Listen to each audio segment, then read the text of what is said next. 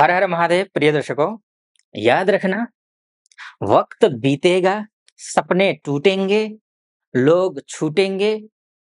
वक्त बीतेगा, सपने टूटेंगे, लोग छूटेंगे, लेकिन हर वक्त आप कुछ न कुछ ज़रूर सीखेंगे।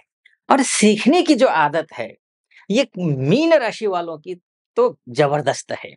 क्योंकि आपकी जो राशि के जो स्वामी हैं ना, वो साक्षात गुरुदेव हैं। गुरुदेव अर्थात टीचर, शिक्षक, देवताओं के गुरु।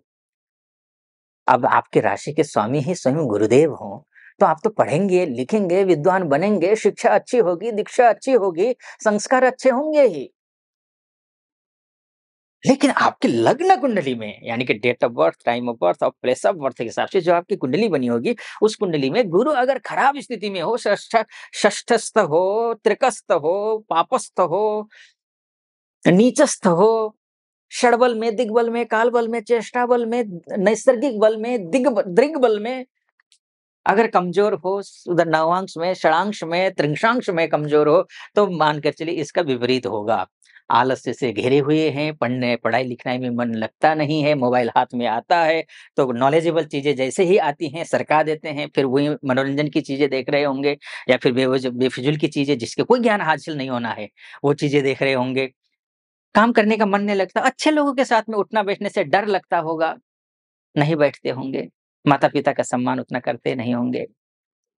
अपने आप में सिमट कर रहते होंगे। ये स्थिति अगर है आपकी, तो समझ लीजिए आपकी कुंडली में गुरु अच्छे नहीं हैं, गुरु अच्छे नहीं हैं। ना आपका आचार अच्छा हो, ना विचार अच्छा हो, ना संस्कार अच्छे हो, ना व्यवहार अच्छा हो, तो समझ लेना गुरु अच्छे नहीं हैं। अगर नहीं ऐसा इसके विपरीत है, आप पढ़ते हैं, लिखते हैं, अच्छे कुछ एम है आपका, कुछ लक्ष्य है आपका, तो समझ लेना गुरु अच्छा है।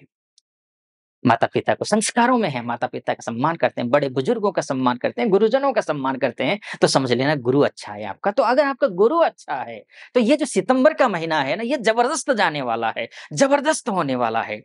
इसमें कोई सितम नहीं, बल्कि भाग्योदय होगा, क्योंकि आपके राशि के जो स्वामी हैं, गुरुदेव, ये मंगल के नक्षत्र में जाकर के बैठ गए हैं, मृगशिरा नक्षत्र में, ठीक? ये वीडियो जो है मैं नक्षत्र आधारित ज्योतिष गणना के अनुरूप बना रहा हूँ। तो यहाँ बात होगी तो नक्षत्रों की बात होगी।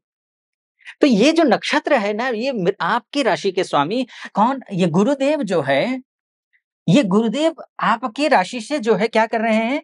अब ये भाग्येश के नक्षत्र में मंगल के नक्षत्र में जाकर के बैठ रहे हैं और मंगल जो है आपके भाग्येश हैं। और भाग्यम फलति सर्वत्र न च विद्या न च पौरुषम। भाग्य अगर अच्छा हो, बट मूर्ख क्यों ना हो, वो भी सफल हो जाता है। आप तो गुरु वाले हैं, थोड़ी-सी भी अगर आप नहीं पढ़ाई-लिखाई कर रहे हैं, थोड़ा बहुत पढ़ाई करना शुरू कर दीजिए, बल्ले-बल्ले हैं आपके। तो ये स्थिति है। तो मिलेगा क्या-क्या, फ़ायदा क्या-क्या होगा ये भी समझ लीजिए। स्वास्थ्य अगर आपका ठीक नहीं रहता, स्वास्थ्य अच्छा रहेगा, व्यवहार अच्छा नहीं है आपका, व्यवहार अच्छा हो जाएगा। आप अगर गलत दिशा में जा रहे हैं, तो आप अब गलत दिशा में नहीं जाएँगे। अगर नेगेटिव थॉट आते हैं मन में, तो अब नहीं आएँगे। आप बहुत पॉज़िटिव सोचने लगेंगे, आप परिवार से प्यार करने लगेंगे, आप माता-पिता से प्यार करने लगेंगे, सम्मान करने लगेंगे, बड़े बुजुर्गों से आप सम्मान करने लगेंगे। आप समाज में एक अच्छा व्यक्ति बन कर के उभरना चाहेंगे।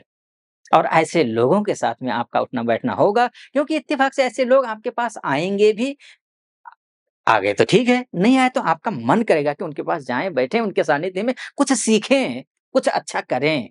ये स्थिति आपको अच्छी होने जा रही है। कॉन्फिडेंस लेवल बढ़ेगा, भाइयों का सहयोग मिलेगा आपको, भूमि में, वाहन में, घर में सफलता मिलेगी, बेचना है, खरीदना है, इसमें अच्छी सफलता मिलती हुई दिखाई दे रही है। अगर आप नौकरी में इंटरव्यू दे-दे कर के थक चुके हैं, तो समझ लीजिए शुभ समय है। समझ लीजिए शुभ समय है क्योंकि नौकरी का ग्रह भी गुरु है, मान का ग्रह भी गुरु है, सम्मान का ग्रह भी गुरु है, पैसे का ग्रह भी गुरु है, स्वास्थ्य का भी गुरु है, तो व्यवहार का भी गुरु है। इसलिए आपका जो ये मंगल के नक्षत्र में और मंगल मित्र ग्रह हैं एक-दूसरे के, तो इसलिए दोनों मिल-जुल करके काम देंगे। जब लग्नेश और भाग्येश अच्छे हो जाएँ, तो और क्या चाहिए? प्रथम सुख निरोगी काया। पहला जो सुख होता है ना, स्वस्थ शरीर होता है। स्वस्थ शरीर दिखाई दे रहा है। दूसरा सुख क्या होगा? जो भी आप कर्म करें, उस कर्म में आपका भाग्य बराबर साथ दे। आप बैल की तरह मेहनत करते जा रहे हैं, लेकिन भाग्य है कि बिल्कुल मुँह फेर के बैठा हुआ है, तब तो फिर वो अभागा ही हुआ ना। तो अब जो है ना, वो ये भाग्य साथ दे रहा है आपके कर्म में। जो भी कर्म करेंगे, उसमें आपका भाग्य साथ देता हुआ दिखाई दे रहा है। ठीक, अब ये स्थिति बनती है। आगे बढ़ूँ इससे पहले एक निवेदन करना चाहूँगा, अगर आप यहाँ तक पहुँचे हैं, तो आपको सटीक लग रहा हो मेरा विश्लेषण, तो कमेंट बॉक्स में जाकर के हर हर महादेव लिख दीजिएगा एक। दूसरा, चैनल को सब्सक्राइब कर दीजिएगा, वीडियो को लाइक भी कर दीजिएगा। ये निवेदन ज़रूर मैं करूँगा। चलिए आगे फिर से चलते हैं। चलिए फिर से, अब मैं मंगल और गुरु की तो बात हो गई, इन दोनों की बात हो गई। अब बात कर लेते हैं किसकी? अब बात करते हैं हम आपके बुध की, या फिर मंगल की बात कर लेते हैं। देखिए, आपका जो मंगल है ना, वैसे तो गोचर के हिसाब से देखिए, भाग्येश अगर त्रिकोणेश अगर केंद्र में जाकर के बैठता है, तो लक्ष्मी नामक राजयोग बनता है। अब लक्ष्मी से, नाम से ही स्पष्ट है, लक्ष्मी यानी कि पैसा। ठीक? लक्ष्मी का अर्थ पैसा। तो लक्ष्मी नामक राजयोग बनता है। तो पैसे आने का योग बन रहा है किससे? ग्रह गोचर के हिसाब से। नक्षत्र के हिसाब से अगर हम देखते हैं, तो यहाँ पर मंगल जो है आर्द्रा नक्षत्र में रहेंगे, ध्यान रखिएगा। 29 6 सितंबर से लेकर के 6 सितंबर तक तो ये अपने ही नक्षत्र में है, मृगशिरा नक्षत्र में। 6 सितंबर से लेकर के 29 सितंबर के बीच में ये आर्द्रा नक्षत्र में रहेंगे। आर्द्रा नक्षत्र जो है राहु का नक्षत्र है, और आपकी राशि में ही राहु बैठा हुआ है। काम तो बनेंगे, लेकिन ध्यान रखिएगा मंगल के दृष्टिकोण से, गुरु के मंगल के नक्षत्र में जाने के जाकर बैठने से शानदार था, अद्भुत था। ध्यान रखिएगा, एक ही ग्रह किसी का भी जीवन परिवर्तन नहीं करता है। नवों ग्रहों की अपनी-अपनी भूमिकाएँ होती हैं। वो भूमिका, जो ग्रह आपकी कुंडली में मजबूत है, वो ग्रह गोचर में अच्छा हो जाए, तो वो ग्रह सबको समेट के चलता है। तो अब मानकर चलिए गुरु आपकी अच्छी कुंडली में अच्छी स्थिति में है, तो ये मंगल उतना ज़्यादा एक्टिवेट नहीं होगा। र भले ही वो आर्द्रा नक्षत्र में जाकर बैठा हो। आर्द्रा नक्षत्र में जाकर बैठने से होता क्या है देखिए, अनावश्यक लड़ाई-झगड़े होते हैं, और बात का बतंगड़ बनता है। छोटी-सी बात है, खींच-खींच कर जो बिल्कुल जो है लंबा देते हैं, तो ये स्थिति बन जाती है। तो ये एक मंगल की स्थिति है। बस लड़ना नहीं, झगड़ना नहीं, किसी से जो है ना वो मतभेद पालना नहीं, पुराने बिंदुओं को उठाना नहीं, अपने काम से काम रखना बस।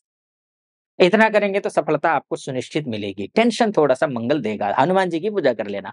करते भी होंगे, खासकर जो है ना यूपी, बिहार, झारखंड, दिल्ली, राजस्थान, मध्य प्रदेश, छत्तीसगढ़, इस साइड के जो लोग हैं खासकर तो हनुमान चालीसा का पाठ, सुंदरकांड का पाठ तो करते ही हैं। बाकी जो महाराष्ट्र है, पश्चिम बंगाल है, असम है, त्रिपुरा है, पूरे साउथ के हमारे अपने लोगों को भी, तो सबको कहूँगा हनुमान चालीसा का पाठ, हनुमान जी की थोड़ा-सा पूजा पाठ कर लीजिए, चाहे सुंदरकांड कर लीजिए, चाहे हनुमान चालीसा कर लीजिए, चाहे हनुमान अष्टक कर लीजिए, कुछ भी कर लीजिए लेकिन, ठीक? तो वो करने से ठीक होगा। अच्छा, आगे बढ़ूँ, और इससे पहले, अच्छा, ये जो सूर्य है देखिए, यहाँ पर अभी है, आप यार यहाँ देख रहे हैं, ये 16 सितंबर तक तो अरिहंता योग बना रहे हैं, यानी कि शत्रुओं पर विजय प्राप्ति करने का योग। शत्रुओं पर शत्रु हावी नहीं हो पाएँगे, कॉन्फिडेंस लेवल आपका अच्छा रहेगा, बशर्ते एक ही शर्त है, वो ये है कि सुबह जल्दी उठना है, ठीक? तो ऐसा करेंगे, तो यहाँ से फिर 16 सितंबर से लेकर के ये केंद्रस्थ हो जाएँगे। केंद्रस्थ होने का सीधा-सा मतलब ये है कि अगर आप थोड़ा-सा दाम्पत्य जीवन में कहीं कोई प्रॉब्लम है, तो उसको खींचना मत, सॉल्यूशन निकालने की कोशिश कीजिए, सॉल्यूशन निकलेगा भी। क्योंकि 18 सितंबर तक ये शुक्र यहाँ नीच के हैं, फिर 16 सितंबर को ये यहाँ जा रहे हैं सूर्य, तो यानी कि थोड़ा-सा 7th हाउस जो है, वो दाम्पत्य जीवन को लेकर के भी समस्या क्रिएट कर रही है, ठीक? बाकी एक मोटा-मोटे तौर पर मैं कहूँ आपको, बुध का गोचर भी ट्रांजिट में, बुध, सूर्य और शुक्र का गोचर बहुत अच्छा नहीं है। बस एक ही प्लस पॉइंट है आपकी कुंडली में, और वही प्लस पॉइंट है जो कि पूरे अशुभ योगों को भी खत्म कर रहा है। चलिए, इस वीडियो को यहीं पर समाप्त करता हूँ। आपको सटीक लगा हो, तो चैनल को सब्सक्राइब, लाइक और कमेंट कर दीजिएगा। आप सुखी रहिए, प्रसन्न रहिए, समृद्ध होइए, और महादेव की कृपा आप पर बनी रहे, ऐसी मेरी कामना। और ये मोटा-मोटी तौर पर है, ध्यान रखिएगा। विस्तार से कुंडली जानना चाहते हैं, तो नीचे नंबर है, उस नंबर पे कॉल कीजिए। हमारे प्रतिनिधि से बात करिए, प्रतिनिधि से बात करके मुझसे बात करने के लिए आप अपॉइंटमेंट ले लीजिए। निर्धारित तिथि पर आपकी कुंडली का विश्लेषण करेंगे। फिलहाल अनुमति चाहूँगा। हर हर महादेव।